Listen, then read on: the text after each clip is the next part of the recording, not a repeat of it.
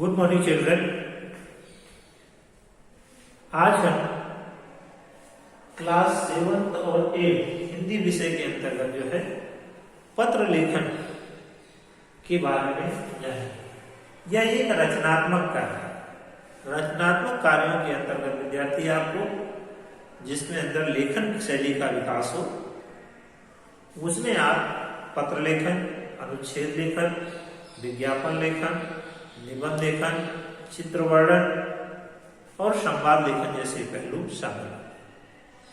आज उसी रचनात्मक कार्यों के अंतर्गत आज जो हम सीखेंगे वह है पत्र लेखन। विद्यार्थी, आज टेक्नोलॉजी के माध्यम से पत्र लेखन की शैली में कमी तो आई है, परंतु पत्र के लेखन में यह नहीं कि वह पूरी रूप से समाप्त हो। आज भी आपके अभ्यास कार्यों में पत्र लेखन को शामिल किया गया है। इसका एक ही कारण है कि विद्यार्थी जो है पत्र लेखन को सही ढंग से लिख पाए और जीवन में जब उन्हें जरूरत हो तो पत्र को सही रूप से लिखना आना चाहिए। विद्यार्थी, पत्र लेखन एक कला है। पत्र लेखन एक कला है। यह संदेश भेजने और प्राप्त करने का सरल साधन। पत्र लेखन जो है संदेश भेजने और प्राप्त करने का एक सरल माध्यम है, साधन है। इसके माध्यम से हम दूर बैठे मित्रों तथा सगे संबंधियों से विचार का आदान प्रदान कर सकते हैं। पत्र के माध्यम से हम दूर बैठे अपने दोस्तों, मित्रों, भाई, बंधु, सगे संबंधियों से उनके विचारों का हम आदान प्रदान किसके द्वारा कर सकते हैं विद्यार्थी? पत्र लेखन के द्वारा, पत्र लेखन के ही द्वारा। हमें प्रतिदिन बहुत से व्यक्तियों, संबंधियों, कार्यालयों से संपर्क करना पड़ता है। मनुष्य के लिए संभव नहीं है कि वह हर स्थान पर व्यक्तिगत रूप से उपस्थित है, कि हर समय हर जगह वह उपस्थित हो सके। अतः अपने विचार या किसी अधिकारी तक शिकायत पहुंचाने के लिए हमें पत्र का सहारा लेना पड़ता है। पत्र के माध्यम से प्रेषक या भेजने वाले के व्यक्तिगत की झलक मिलती है। पत्र भेजने के लिए उसमें जो भेजने वाला उसकी व्यक्तित्व की झलक उसके पत्र के लेखन शैली में देखने को मिलती है। इसलिए विद्यार्थी हमें जब पत्र लिखना चाहिए तो वो प्रभावशाली ढंग से होना चाहिए। ये तो हुआ पत्र लेखन का महत्व के बारे में। अब विद्यार्थी, पत्र लेखन के दो प्रकार हैं। पत्र लेखन के दो प्रकार हैं। पहला है अनौपचारिक पत्र। अनौपचारिक पत्र जो है उसे व्यक्तिगत पत्र भी कहा जाता है, जिसके अंदर माता पिता, भाई, सगे मित्रों को जो पत्र लिखे जाते हैं वो अनौपचारिक पत्र के अंतर्गत आते हैं। दूसरा औपचारिक पत्र, इसे कार्यालय पत्र भी कहते हैं, जो इसे कार्यालय से संबंधित होने चाहिए, उनके मुखिया को लिखे जाते हैं, वो कार्यालय पत्र के अंतर्गत आते हैं।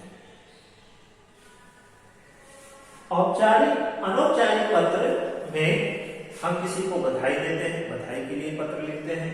शुभकामनाएं पत्र लिखते हैं, शुभकामना का पत्र होता है। संवेदना, किसी के घर कोई ऐसी दुखद घटना हो तो हम उसे संवेदना या शोक प्रकट करते हैं।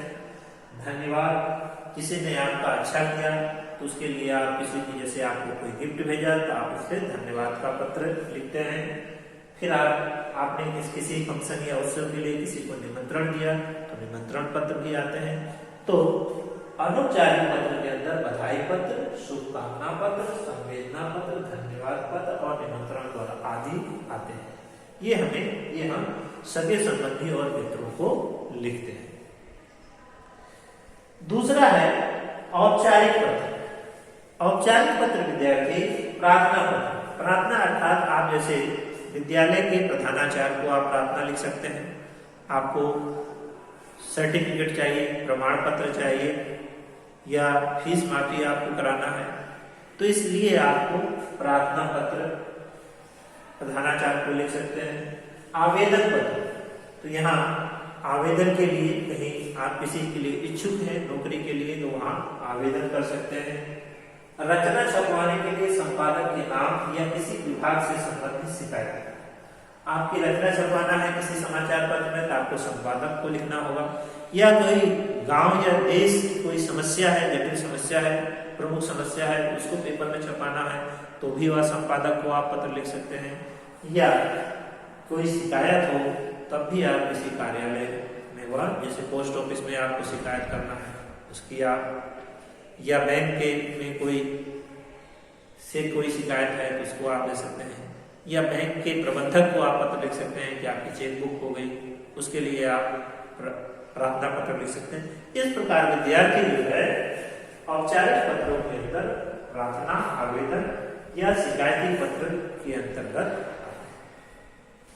विद्यार्थी यहाँ ध्यान देना है कि पत्र लेखन के मुख्य गुण हैं। पत्र आदर्श पत्र के मुख्य गुण हैं। पत्र जब आप लिखेंगे तो उसके अंदर इन बातों को हमें ध्यान रखना है। पहला है सरल, कि पत्र में सरल भाषा का प्रयोग होना चाहिए ताकि पढ़ने वाला स्पष्ट रूप से उस बात को समझ ले। दूसरा है स्पष्टता। स्पष्टता का अर्थ है कि जो भी आप लिखें वो स्पष्ट शब्दों में लिखें। जो भी आप लिख रहे हैं, वो भी बात आप लिखी जाए वह स्पष्ट होनी चाहिए। वाक्यों की संरचना उलझी हुई तथा दोषपूर्ण नहीं होनी चाहिए। तीसरा है निश्चितार्थता। निश्चितार्थता का अर्थ होता है पत्र में प्रत्येक वाक्य रचना में एक ही अर्थ निकलना चाहिए। यदि वाक्य में अनेक अर्थ निकले तो वह निश्चित अर्थ तक पाठक तक नहीं पहुंच पाता। और चौथा पॉइंट जो है विद्यार्थी वह है संक्षिप्तता, कि पत्र को बहुत विस्तार में नहीं लिखना चाहिए, उसमें संक्षिप्तता होना चाहिए, संक्षिप्त रूप में उसे होना चाहिए।